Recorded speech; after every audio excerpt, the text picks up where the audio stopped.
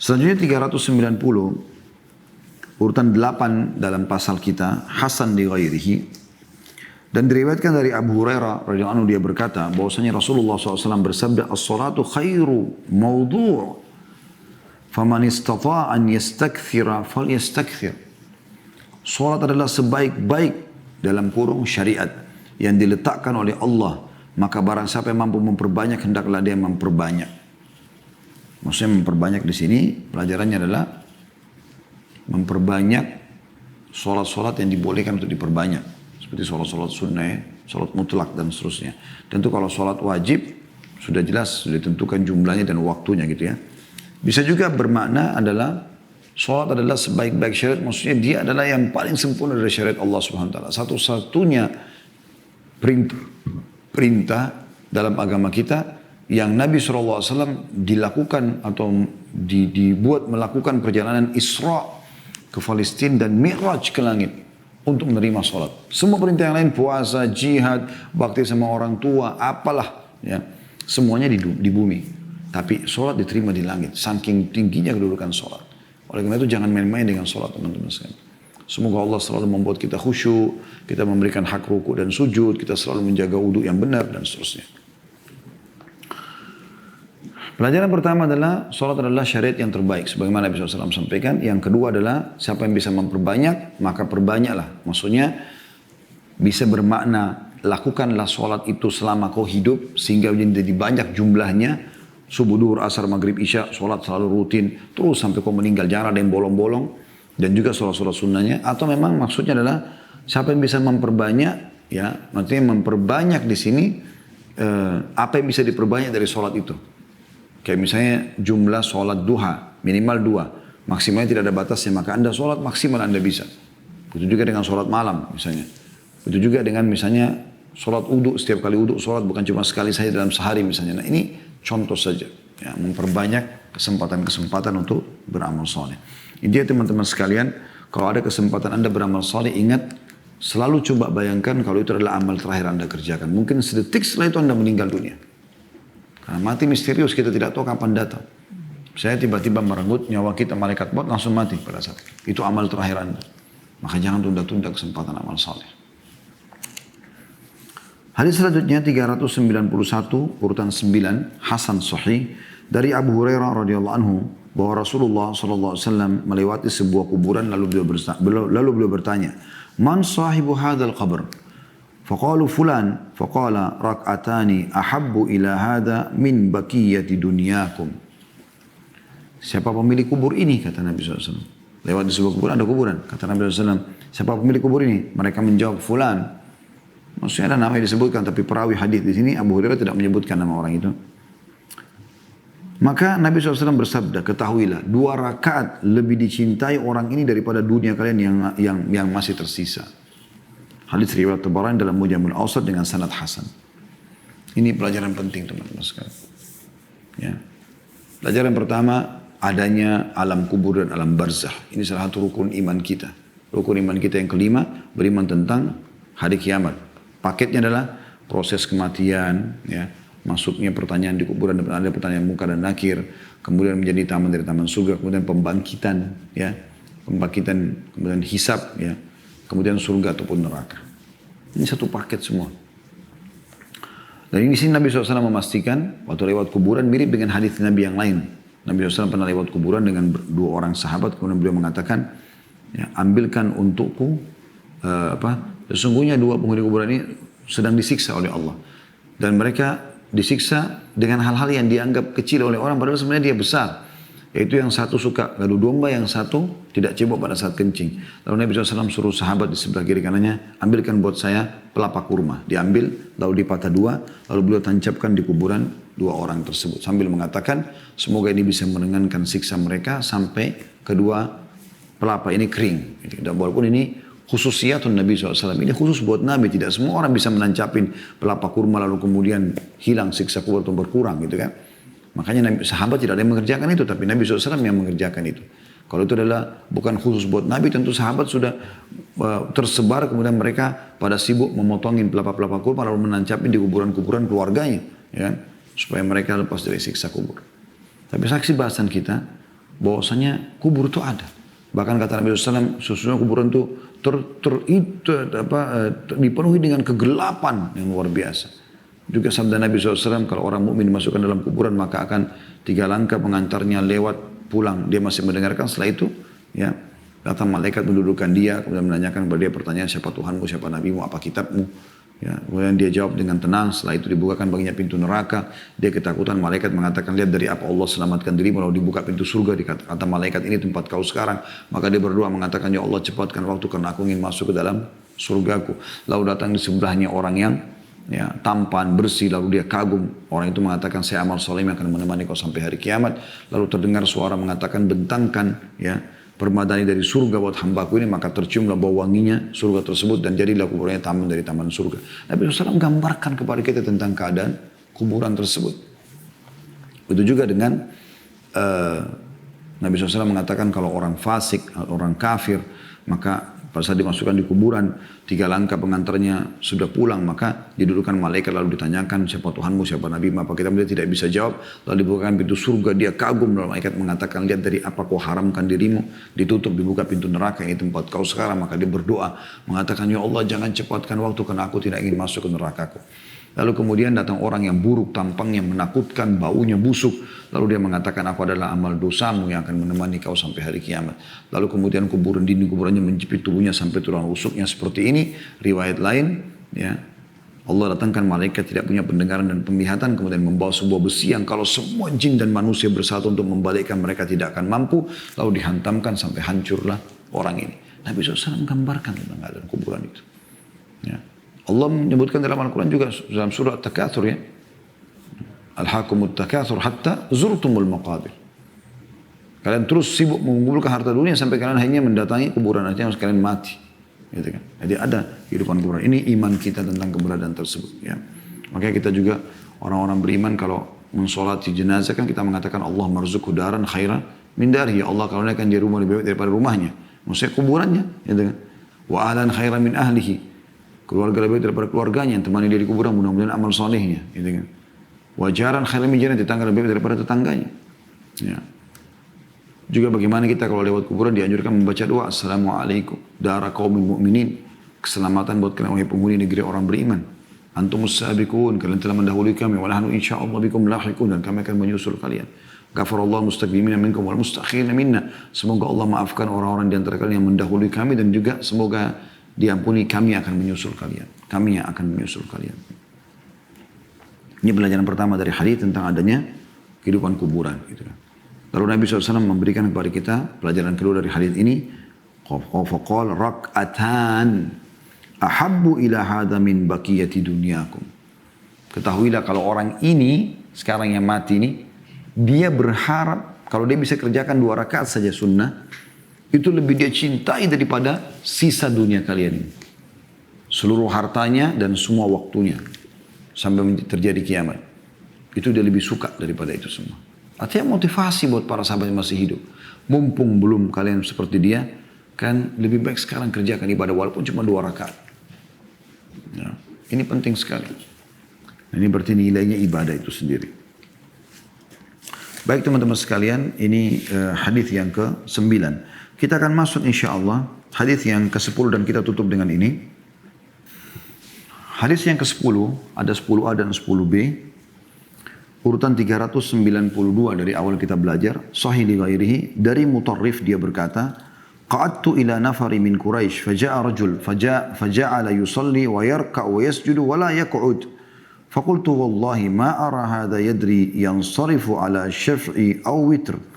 فقالوا ألا تقوم إليه فتقول له قال فقمت فقلت يا عبد الله ما أراك تدري تنصرف على شفع أو على وتر قال ولكن الله يدري سمعت رسول الله صلى الله عليه وسلم يقول من سجد لله سجدة كتب الله له بها حسنة وحط بها عنه خطيئة ورفع له بها درجة فقلت من أنت وقال أبو ذر فرجعت إلى أصحابي فقلت جزاكم الله خيرا من جلساء شرا أمرتموني أن أعلم رجلا من أصحاب رسول الله صلى الله عليه وسلم.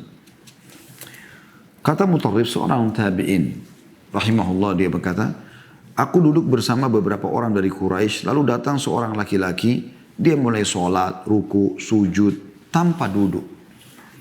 Aku berkata demi Allah, menurutku orang ini tidak mengetahui apakah dia menyelesaikan sholatnya dengan rakaat genap atau ganjil. Mereka berkata, mengapa kamu tidak menemui dan mengatakan kepadanya? Maka dia berkata, lalu aku berdiri kepadanya, maksudnya Mutarrif datangi orang itu, dan berkata, wahai hamba Allah, menurutku kamu tidak mengetahui apakah kamu menyelesaikan sholatmu dengan rakaat genap atau ganjil. Dia menjawab, akan tetapi Allah mengetahui. Aku mendengarkan Rasulullah SAW bersabda, barang siapa yang bersujud satu kali untuk Allah, maka Allah menulis untuknya satu kebaikan dengannya, menghapus darinya satu kesalahan dengannya, dan mengangkat untuknya satu derajat dengannya. Aku bertanya, siapa kamu ini? Dia mengatakan, Abu Dzar. Lalu aku kembali kepada teman-temanku dan berkata kepada mereka, kalian adalah teman-teman yang buruk. Semoga Allah membalas kalian. Ya. Kalian memintaku mengajari seseorang dari sahabat Rasulullah SAW. Riwayat 10b-nya, sahih di ghairi, saya langsung bacakan dulu. Faraitu yutilul qiyam wa yukthiru ruku'a was sujud. Fadzakartu dzalika lah. Faqala ma alautu an uhsin. Inni sami'tu Rasulullah SAW yaqul man raka'a rak'atan aw sajada sajdatan rufi'a lahu biha daraja wa hutta anhu khati'a. Aku melihatnya berdiri lama, memperbanyak sujud, ruku dan sujud. Maksudnya masih kisah yang tadi Abu Dzar ya. Mutarrif mengatakan di riwayat lain, aku melihat orang itu berdiri lama, memperbanyak ruku, memperbanyak sujud, dan maka aku menyinggung hal itu kepadanya. Dia mengatakan, aku tidak berlaku buruk. Sesungguhnya aku mendengar Rasulullah SAW bersabda, barang siapa ruku satu kali atau sujud satu kali, maka diangkat untuknya satu derajat dengannya dan dihapus satu kesalahan. Diriwayatkan oleh Ahmad dan Al-Bazzar dengan riwayat senada, ia dengan sekumpulan jalan-jalan periwayatannya telah menjadikan hadis ini hasan atau sahih. Ya. Baik teman-teman sekalian, riwayat urutan ke-10 di pasal kita ini 10A 10B dan riwayat 392 ini sebagai penutup bahasan kita akan coba ambil mutiaranya. Yang pertama adalah Mutarrif rahimahullah, salah satu dari tokoh tabi'in yang masyhur ya, di mana dia juga masyhur dengan kesolehannya rahimahullah. Beliau menceritakan bahwasanya pernah satu kali duduk bersama orang-orang Quraisy. Dia enggak sebutkan namanya, maksudnya orang-orang muslim tentunya, karena ini sudah di zaman tabi'in, sudah bebas kota Mekah dari ya, kekufuran. Lalu datang seorang laki-laki, dia mulai sholat, ruku, sujud tanpa duduk. Ya. Jadi kita pelajaran pertama tadi tentang masalah Mutarrif, salah satu ulama tabi'in yang masyhur dengan kesolehannya. Pelajaran kedua adalah dia menceritakan bagaimana pada saat dia lagi duduk bersama sebagian orang Quraisy, jadi kemungkinan besar di Mekah ya. Kemudian datang seorang laki-laki, sholat, ruku, sujud tanpa duduk. Yang dimaksud tanpa duduk, tanpa tahiyat ya. Maksudnya dia sholat rakaat pertama berdiri, rakaat kedua dia berdiri, rakaat ketiga dia berdiri, rakaat keempat dia berdiri. Banyak sekali gitu dia melakukan sholat ini tanpa duduk tahiyat dulu ya. Nanti terakhir penutupan sholat baru dia tahiyat gitu. Ini pelajaran kedua, dan ini juga teman-teman sekalian di sholat sunnah dibolehkan ya. Sebagaimana Anda tahu kalau Anda mau sholat malam misalnya, Anda bisa sholat, misalnya Anda mau sholat 4 rakaat atau 8 rakaat. Anda bisa sholat 2 rakaat salam, 2 rakaat salam, 2 rakaat salam, 2 rakaat salam. Ini bisa. Bisa juga teman-teman sekalian, Anda kerjakan 4 rakaat salam, 4 rakaat salam, tapi tanpa tahiyat pertama. Bisa juga Anda kalau mau sholat 8 rakaat sekaligus. Ini sudah pernah kita jelaskan beberapa tata cara sholat malam Nabi SAW. Bahkan pernah Nabi SAW sholat langsung dengan witirnya. Lalu beliau duduk tahiyat terakhir. Ini juga boleh dikerjakan. Tapi di sholat sunnah. Karena sholat wajib sudah ada penentuannya. Ya. Ini juga diambil daripada dalil tentang sholat witir. Di mana Nabi SAW mengatakan jangan kalian jadikan witir kalian seperti sholat maghrib. Karena sholat maghrib kan ada tahiyat pertamanya. Nah ini kalau Anda mau witir langsung 3 rakaat, maka rakaat pertama berdiri, rakaat kedua berdiri, rakaat ketiga baru tahiyat terakhir. Ya. Nah, Mutarrif menceritakan kalau ada orang datang ke masjid di depan kami, sholat, dan dia hampir di semua rakaat sholat tidak ada tahiyatnya. Nanti terakhir baru tahiyat gitu ya. Maka aku berkata, demi Allah menurutku orang ini tidak mengetahui apakah dia menyelesaikan sholatnya dengan rakaat genap atau ganjil. Maksudnya karena banyaknya rakaat yang dia kerjakan, entah orang ini bisa hitung nggak sih dia sholat genap atau sholat ganjil. Karena ini memang harus orang yang sudah rutin kerjakan baru dia bisa. Misalnya Anda mau sholat malam 8 rakaat, Anda langsung 8 rakaat tanpa tahiyat. Itu kan membutuhkan betul-betul kecerdasan mengingat ini rakaat pertama, rakaat kedua, rakaat ketiga, rakaat keempat. Karena dengan kalau Anda 2 rakaat salam, 2 rakaat salam, mudah Anda ingat kan? Oh, rakaat kedua salam. Karena ada orang juga sengaja di rakaat keduanya baca surah tertentu, misalnya Al-Ikhlas. Ya, di rakaat pertama baca surah umum, ayat-ayat yang lain, kemudian rakaat kedua Al-Ikhlas. Nanti dia salam, kemudian rakaat kedua, di 2 rakaat kedua lagi begitu juga misalnya. Di rakaat keduanya supaya dia ingat ini adalah rakaat kedua yang dia salam, supaya mudah ingat. Tapi kalau orang tanpa tahiyat, pertama misalnya rakaat pertama 8 rakaat misalnya, kedua, ketiga, keempat, kelima, keenam, ketujuh, semuanya berdiri rakaat ke-8 dulu tahiyat. Ini kan butuh kejelian. Makanya Mutarif ambil kesimpulan, ini orang karena banyaknya berdiri, dia tahu nggak sih kalau dia genap atau ganjil sholatnya ini? Maka pada saat Mutarif mengatakan itu, teman-temannya bilang yang duduk sama dia, kenapa kok nggak temui saya? Tanya orangnya. Ya. Maka Mutarif pun datang dan bertanya, mengatakan, wahai hamba Allah, menurutku kamu tidak mengetahui apakah kamu menyelesaikan sholatmu dengan genap atau ganjil. Maka dia menjawab, akan tetapi Allah mengetahuinya. Ya. Artinya seakan-akan orang ini mengatakan, saya insya Allah coba menghitung dan Allah tahu. Kalaupun saya salah Allah bisa menghitungnya, gitu kan. Dan bagi saya adalah, saya mendengarkan Rasulullah SAW bersabda, barang siapa yang bersujud 1 kali untuk Allah, maka Allah menulis untuknya 1 kebaikan dengannya. Dan menghapus darinya 1 kesalahan dengannya. Dan mengangkat untuknya 1 derajat. Setiap sujud dan ruku diberikan 1 pahala. Itu juga dihapus 1 dosa dan diangkat 1 derajat. Ya. Ini pelajaran yang kita bisa ambil tentang sholat. Sunnah boleh tanpa tahiyat kalau kita mau menggabungkan beberapa rakaat. Ya. Pelajaran yang ketiga adalah bagaimana penyampaian inti dari hadis ini. Setiap orang sujud maka diangkat 1 derajat, diampuni dosa, dia dicatatkan 1 pahala. Ya. Ini pelajaran yang ketiga. Pelajaran yang keempat adalah bagaimana zaman itu orang hanya banyak menghafal nama tapi tidak tahu wajah. Mutarif seorang tabi'in tapi dia tidak kenal kalau ini Abi Dzar. Abi Dzar sahabat Nabi yang masyhur. Ya, namanya masyhur sekali Abi Dzar radhiyallahu anhu. Nah, karena zaman dulu kita belum ada medsos kayak kita sekarang, tidak ada foto, nggak ada kamera, kita belum tahu. Zaman dulu orang cuma tahu namanya saja. Nanti orang itu sebutkan saya si fulan, oh kamu si fulan yang ini misalnya, baru orang tahu. Ya. Nah, ini Mutarif akhirnya sampaikan. Begitu dia tanya, siapa engkau wahai hamba Allah? Maka dia mengatakan Abi Dzar. Maka dia pun langsung kembali ke temannya lalu mengatakan, kalian dia betul-betul teman-teman yang buruk. Kalian suruh saya menasihati sahabat Rasulullah. Artinya di mana ilmu saya dan ilmunya dia gitu. Seperti itu yang luar biasa ya. Nah, dalam riwayat yang dibawanya, saya melihat orang itu lama sekali kalau dia berdiri, lama juga kalau dia ruku dan sujud. Dia baca ayat panjang, kemudian dia sujud lama, ruku lama, sujud lama. Dan mirip dihubungkan dengan riwayat yang pertama tadi, dia tanpa tahiyat pertama, dia selesai rakaat pertama berdiri, rakaat kedua selesai berdiri, rakaat ketiga berdiri, begitu terus sampai nanti dia salam. Tapi di sini tidak disebutkan berapa rakaat dia sholat ya. Lalu saya pun berkata kepada dia, kenapa anda lakukan ini? Dia mengatakan, saya tidak melakukan hal yang buruk karena saya mendengarkan Nabi SAW bersabda, siapa yang ruku 1 kali atau sujud 1 kali, maka Allah akan angkat derajatnya dan Allah akan maafkan kesalahannya. Jadi kurang lebih faedahnya mirip dengan hadis yang sebelumnya.